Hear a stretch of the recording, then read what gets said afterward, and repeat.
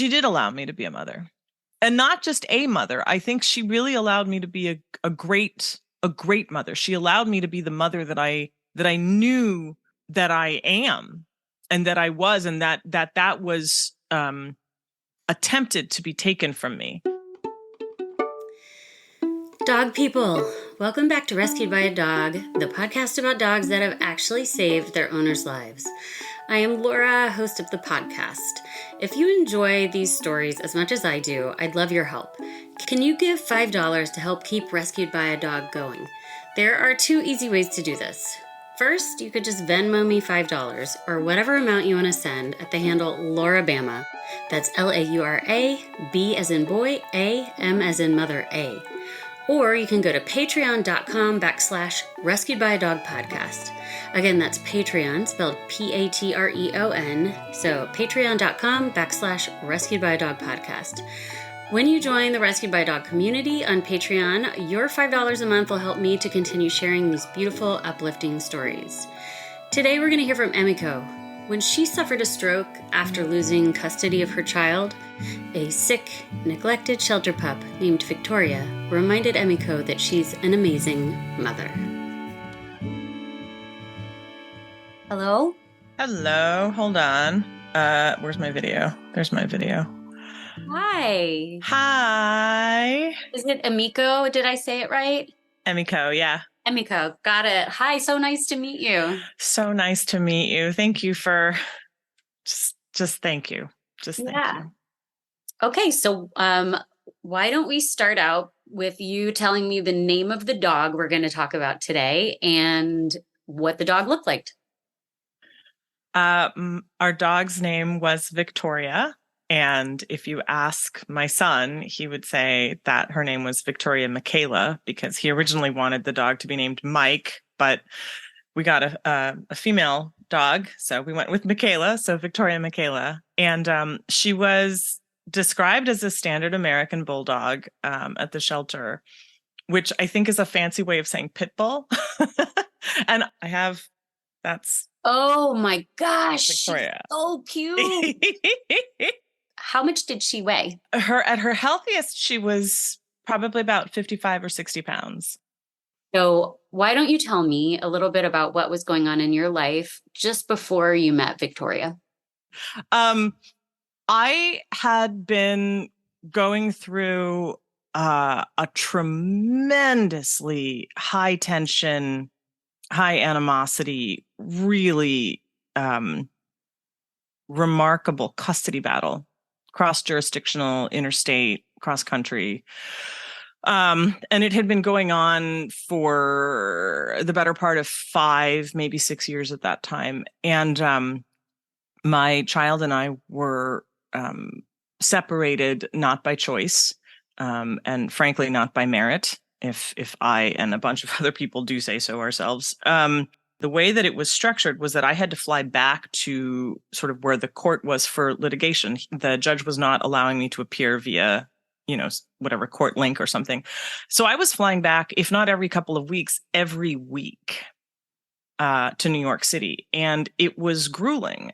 And eventually what ended up happening after 5 years of this compounded stress and trauma was that I had a stroke. I was 39 years old. I had no idea what was happening. And that happened right before the COVID-19 pandemic hit. It was literally maybe a month before the pandemic really started to descend upon the US. And so my doctor said, full life change. So you're not cleared to fly because of the stroke. And then obviously with the pandemic, I couldn't fly anyway. By that time, we were in the appeals process. The case actually was so remarkable and so bizarre that it made a number of major press outlets, including the New York Law Journal, because it was so unprecedented. So what ended up happening at the time was that custody was ruled in favor of my ex, sole and full custody, and to a remarkable ending that what would normally be considered non-custodial parenting time, right, i.e. old school visitation, was so severely strictly limited. It was limited to the island of Manhattan. It was there's a whole host of things that probably are for a different podcast, not for yours. And so what ended up happening was there was no way to amend or augment it or change it because of the pandemic. And they didn't seem to have much care for the, well, I'm not surprised now looking back on it. They didn't seem to have much care for the fact that I had a very serious medical happening. They just sort of were like, yeah, meh, well, who cares, whatever. So where were you living at the time? I was in California, in Southern California, where I am now. And so given that you couldn't travel and visitation was limited, does that mean there was a period of time where you could not see your child? To date, I have not seen him since January of 2020. And I will say this, not for lack of making repeated efforts to make that happen. So my doctor said, you need to find something that will heal you. And she said, what about a dog? Go rescue a dog. It'll give you something to do. And so that's what was going on. And we had applied at a few rescues. We were accepted for all of them, but for whatever reason, they kept falling through. One had pneumonia, one had something else, one, and so we were sort of like, this isn't working. And finally, on Valentine's Day of 2020, we were out to dinner, and I said to my partner at the time, I said, I think we need to go to a shelter, and I think we need to just get a dog.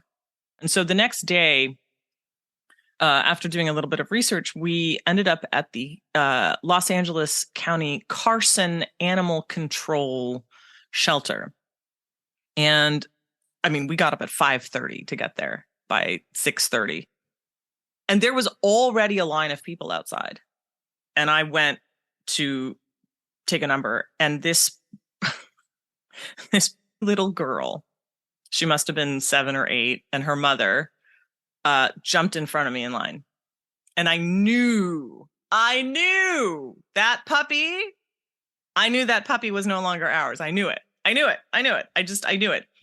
And the little girl, she turned around, sort of not quite looked me straight in the eyes, but sort of gave me a side eye and looked up at her mom, and she said, I'm so glad we're here for the puppy. And I was was trying very hard to just be chill about the whole thing because she's little, and, and sure enough, she got the puppy. And so we got inside, and the lady says, hi, can I help you? And I'm just ugly crying, grown person, just, I'm here for a dog, please. And she said, we don't have any dogs left. So my New York came out, and I leaned across the counter, and I said, look, lady, I'm not leaving here without a dog. So you find me a dog. And I don't think she wanted to let a dog come home with me. And when I think about it, I sort of understand why. And she said, well, we have this one dog left. She's been at the shelter for months. Nobody wants her. She's not very sociable. She was really underselling Victoria, right? She said she's got diarrhea. She's not fixed. So she's an estrus. She's bleeding. So you'll need diapers and pads all over the house. She has a grade 2 heart murmur. She's not very friendly. And she was used in a pit bull fighting ring as a breeding dog. She was dumped after her pups were taken from her. We found her, we had known of this ring or whatever. We found her wandering the streets one day, and we picked her up, and she's probably within a couple days of being euthanized. And I said, great, I'll take her. And they looked at me and they were like, are you sure? And I said, yeah, just box her up. I'll take her. It's fine. So they take us out in the meet and greet yard. Her name was Pepsi at the time. I looked at my partner, and I was like, what kind of airport daytime stripper name is this that they gave to this poor dog? This is a horrible, horrible name. So we went out into the little meet and greet yard, and my partner's sitting behind me on the bench, looking very worried.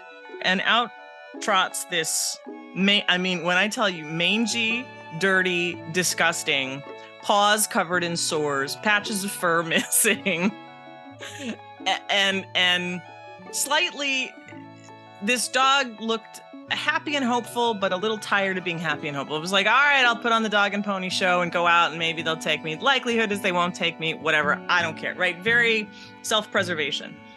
And she looks me dead in the face, and the first thing she does is diarrhea. I think she was testing me, and she trots over to me and starts licking my face. And I turned to my partner and I went, yes! And he goes, no. And I won. Too bad. Victoria and I won. So that's how we met. I've always been an underdog in my own life. I've always been the one that was never picked for dodgeball, picked last in PE, right? I was always the one that was sort of overlooked to the side. And that's fine now, but as a kid, it was awful. And I knew what that was like. For me, the bigger thing was it wasn't so much like, oh, is she the one? It was like, she needs care. There was some sort of spirit about her. And I didn't know until we were in the car going home, and about 2 blocks away from where we live. And we, like I said, we lived far away from the shelter. She started barking. And she got up and she knew where we were. She knew where we were going. She looked out the side of the window that the house was on. She knew where we were going. And we let her out of the back, and I opened the gate, and she ran. We live in a row of in a gated townhome thing. And she ran all the way back to our door. And that's when I realized I didn't have a choice. That puppy was not supposed to be ours. This dog is supposed to be ours. A few weeks, I don't know, a couple weeks after we got her, for some reason she would frequent my son's bedroom a lot. My son, who has never slept in that bedroom ever, has never even seen it. And she would just lie there and just sort of put her head and her chin on her paws, and she would these heavy sighs, and I would come in and lie on the floor with her. And one day we were lying down together, sort of, she would roll over and I would rub her belly, and we'd stare up at the ceiling. And she looked at me. She sort of turned her head and she looked at me, and I realized what was happening. She knew. She knew that he wasn't here. And she knew that room had something in it that was so painful and so sacred. And she, obviously she doesn't speak English, but there was a very clear communication at that moment. And all of a sudden, when I realized that she knew, and I knew that she knew that I knew that she knew, I looked at her and I said, oh my gosh, we're the same. She had her puppers taken and sort of dumped out, was looking for a new lease on life, had so much love to give, so much love to give. And she wanted to be a mama. And I wanted to be a mama. And in some weird ways, although my mother is still living, thank goodness, but Victoria and I sort of mothered each other. And so we started this thing. I say we started like she's, some sort of voting member of this, but we did. We started this thing that we called the Mama Club. And every time I would say, Mama Club meeting, she would come running over and we'd sit together and we'd put our noses together and say, okay, we're going to have a meeting. I don't know. It was really cool. That's all I can say. Because we were told that she had this grade 2 heart murmur. She was supposed to be a, quote, Netflix and chill dog, which she, by the way, was not a Netflix and chill dog at all. She and I would go for 2 and 3 hour walks and runs. I mean, this fool would go in a straight line and never look back if she could. Every squirrel was a squirrel for the taking. Every pigeon was a pigeon for the fighting. Every tree was a tree for the sniffing and the peeing. Every rose bush, every cactus, everything was exploration for her. And it got me up and about, and it got me up and about in a way that also my doctor was really pleased, because I was sort of, for a while, it was sort of take it easy and, no stress, don't stress your body, don't stress your mind. And then pretty soon I said, I'm ready to kind of go back to life. And I decided that at a certain time, when we were walking, I would just turn my phone on Do Not Disturb. I thought, this is my time with her. I'm not going to be scrolling on my phone when I'm not going to be listening. It's just me and her, and we're out doing what we do.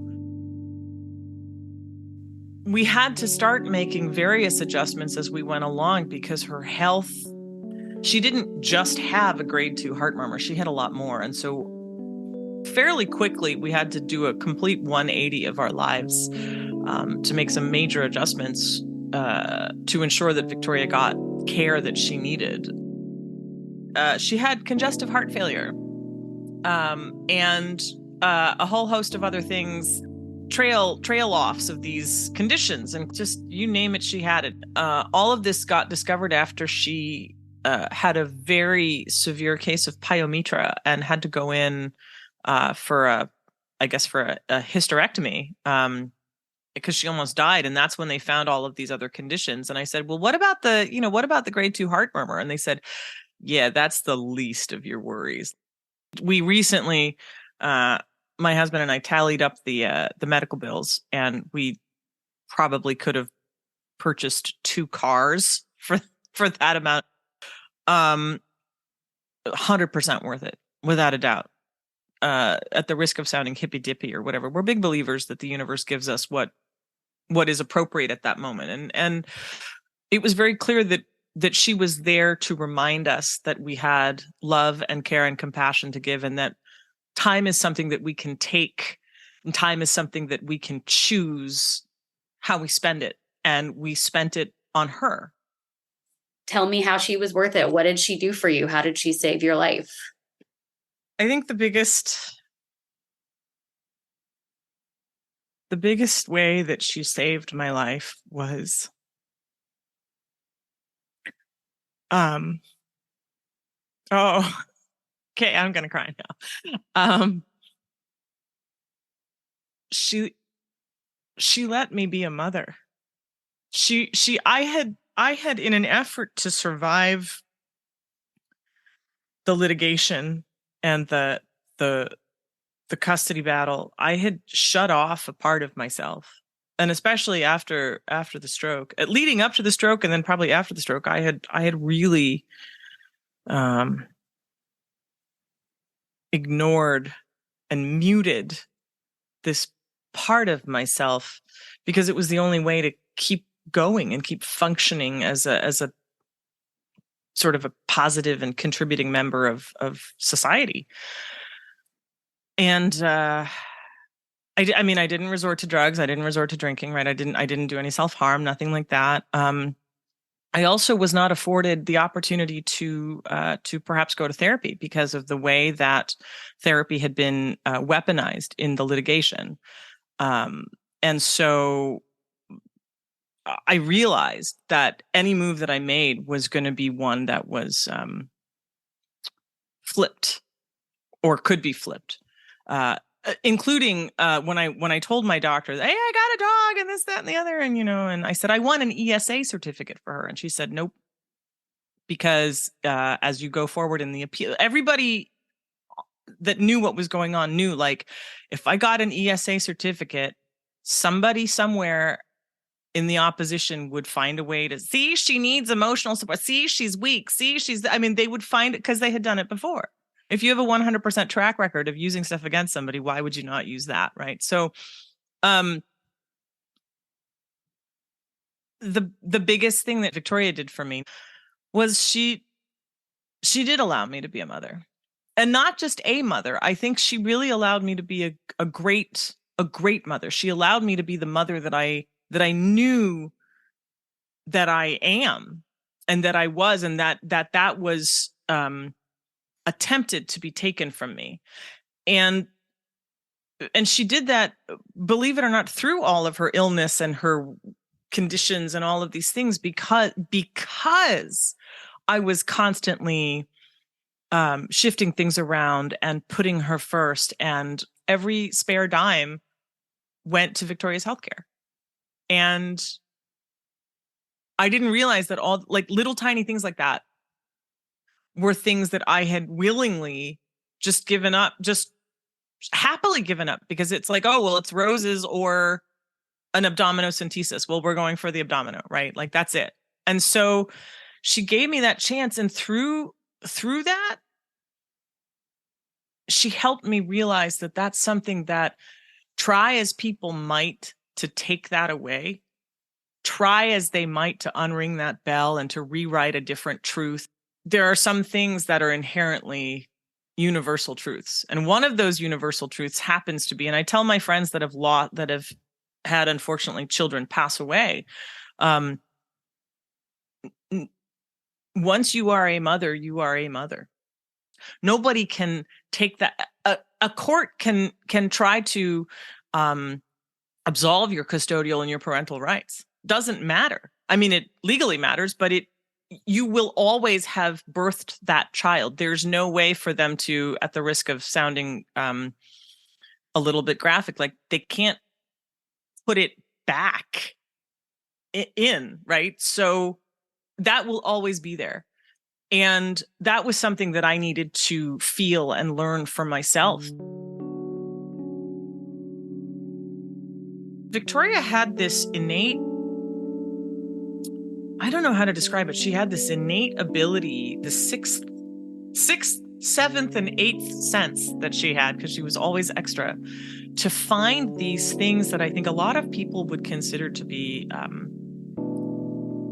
miraculous observations or miraculous happenings. I don't know how to describe it. She would oftentimes pull me in a different direction. One of the things that I know is what you focus on grows, and what you give your attention to amplifies. And so I started meditating and taking time, and I started asking questions, open-ended questions, to see if this would work. And I would often ask things like, I would like a sign that is so unique and so outlandishly bizarre that there's no other explanation for it, right? I would like to see that this is working. I would started testing this. And we'd go out on our walks, and she would start pulling me in different directions, because we used to just do a walk that was our usual-ish route. And then one day she started pulling me in a different direction. And I was like, no, come on, we're not going there. We're going back. And she was growling. I mean, we were going this way if it was the last thing we did. And she pulled me over to this tree. And under this tree was a full-sized Bible.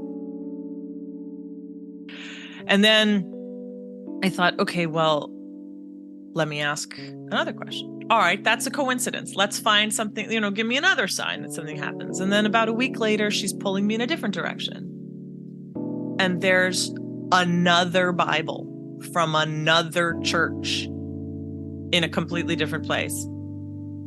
And then I said, all right, look, people they might leave it somewhere. They don't want it anymore. Maybe they drop it. I mean, right. I'm sort of trying to logic skeptic myself out of this. I said, okay.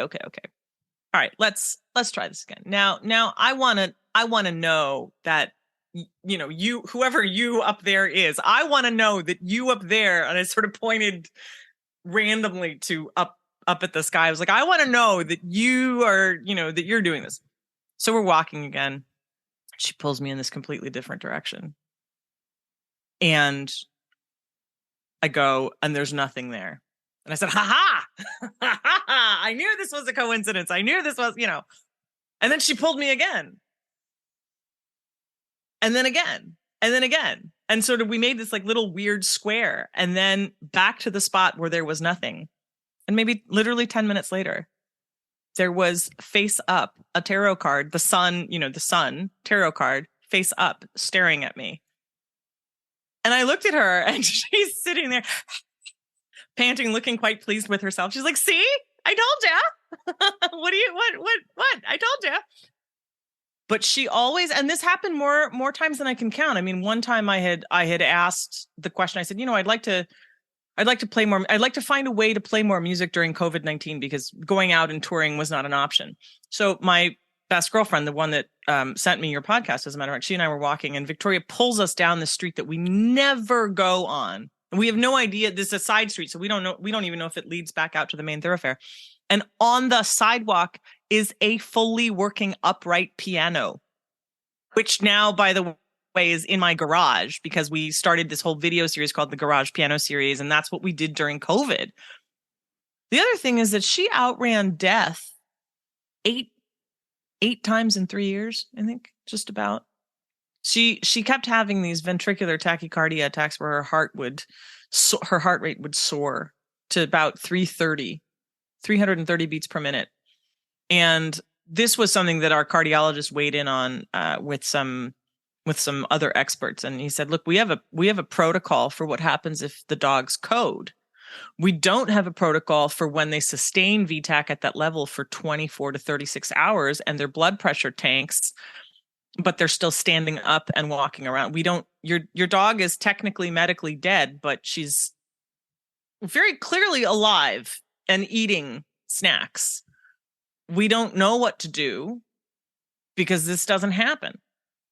I mean, it's happened a couple of times, right? But it's not something that is, you don't go to the medical books for that. That's like a very, very rare thing. And they just, especially the cardiologist, Dr. Forney, who deserves a lot of credit. He just said to me one day, he said, look, for all things medical and all things cardiac, the truth is she wants to live with you. They expected her, I'm trying to think. She had the pyometra in March or April of 2020, right after we got her. And then she had her first VTAC shortly after that.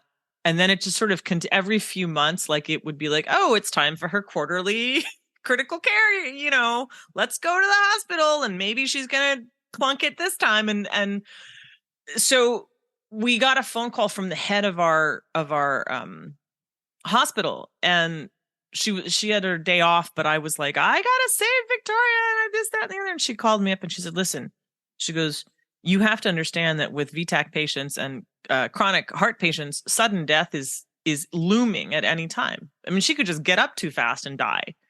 So every day that you have her is a good day to have her. And she said, I don't know how long you have. She said, given Victoria's fighting spirit, she goes, I think you have probably more than weeks. I think you probably have months, right? But I don't think you have years. I think you probably have months. And I said, okay. And that was 2.5 years ago. I didn't do anything for 2.5 years after we initially realized that we were dealing with this, I think, terminal cardiac patient, right? In that sense, I didn't do anything. Even when sort of the world opened up and we could start touring again and we could start playing live and stuff, I didn't take any tour. I didn't take any tours. The few performances that I took were very short. They were very local. I tried to get weird afternoon performances, which isn't really a thing in my industry. And so I actually pivoted my life to doing film scoring and TV scoring, and then doing documentary production and things that I could do mostly from home or things that I could take her to. Everything that we did, it was like, if you get me, Victoria's part of the package. And if you don't want Victoria, then you don't get me. Right. If we were going into the studio, it's like, oh, Victoria's coming. All right, clear this section out over here. When she had to meet people, did she become okay with that? Oh my goodness. She loved people. Like, I think she understood that the people that ditched her were just really bad people and that the rest of the world wasn't like that. She truly thought she was a person.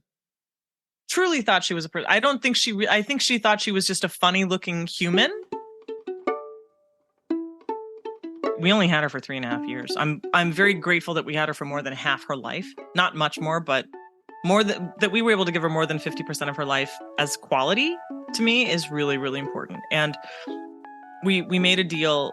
I said, I will never, I used to say, I won't shove you ahead of anybody in line, meaning I won't put you down. I said, but you got to hang on until I'm ready to be okay doing stuff on my own, right? That was the deal that we made. And so I told her, I said, you're going to have to give me a pretty big sign when you're ready to go, because mama's one half of the mama club, and I'm gonna need to know, like, in pretty big neon lights here. And so she did. She gave us a sign the morning of August 1st. She went into VTAC, and we thought it was just a minor thing.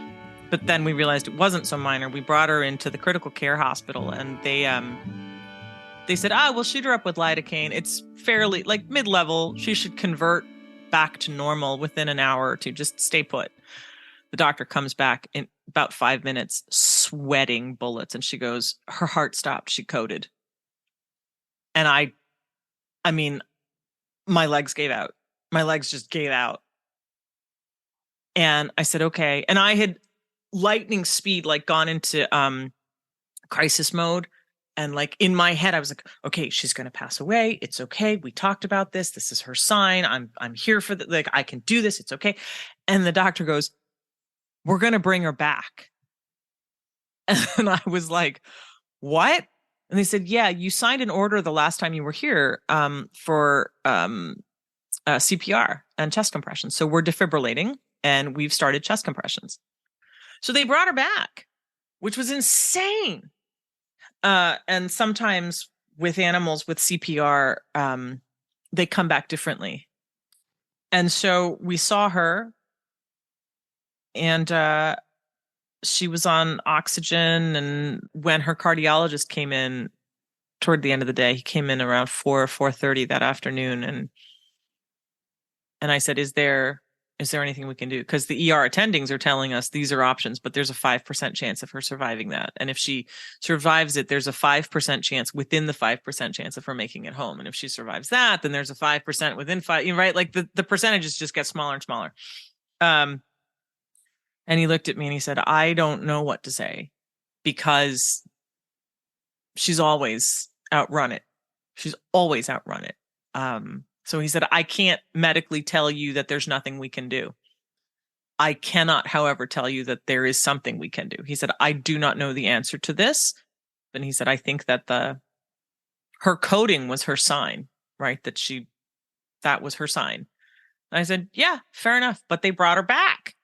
He said, okay, well, that's done. We got to, move from there. So the nurse tech came in and said, well, we can give her just like they do with human beings, we can give her a very strong sedative, because her body is shutting down naturally. It is.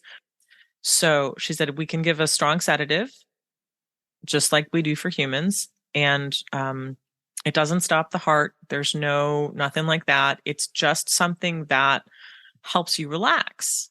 And then it allows the body the time to do what it needs to do without, hopefully without pain and without discomfort. And I said, okay.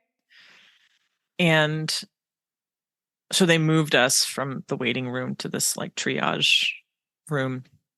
And they brought her in. They said, we're going to have her be with you. And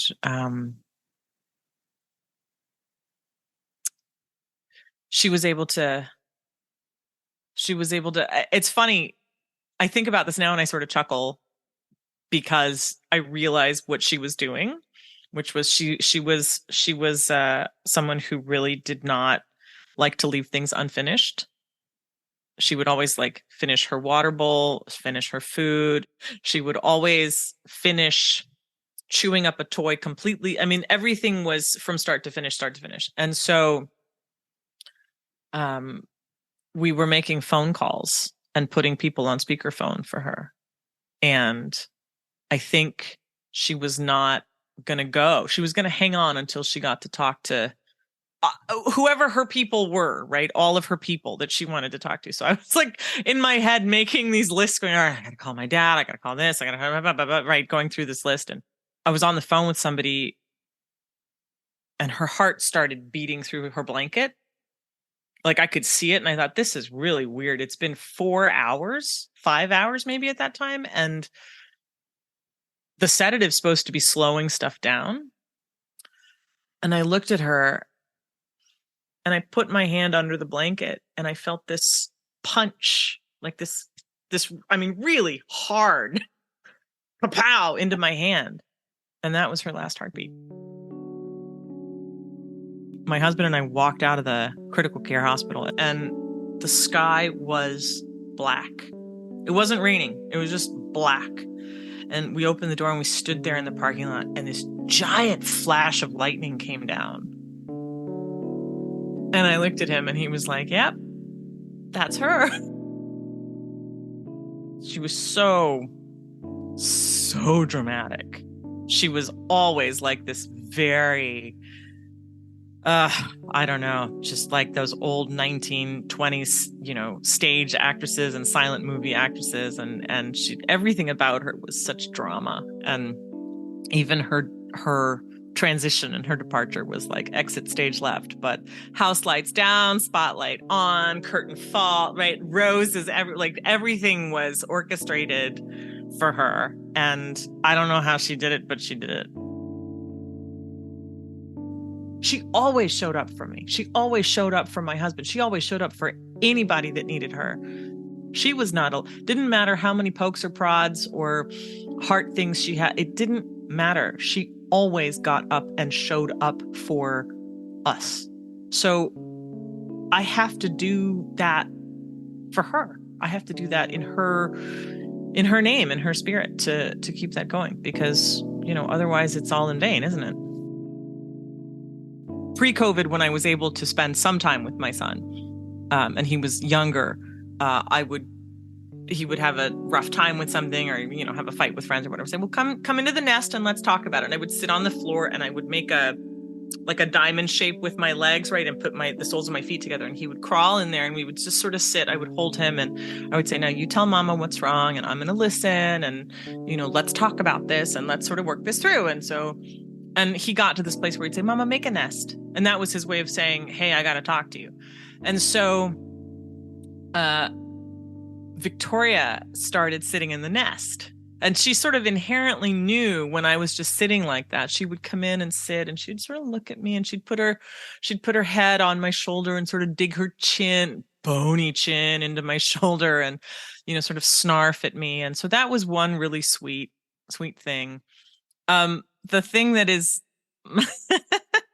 my husband does not miss, that I actually do miss, which is really, it's something that only a mother could love, is she would save her most disgusting farts for me.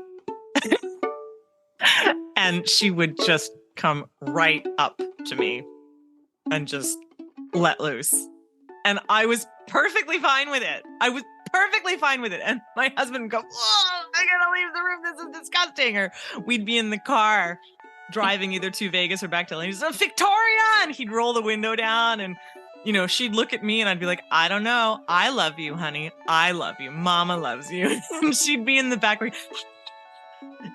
very pleased with herself. If Victoria were here in front of us right now, if she were right next to you and you knew she understood human English, what would you like to say to her?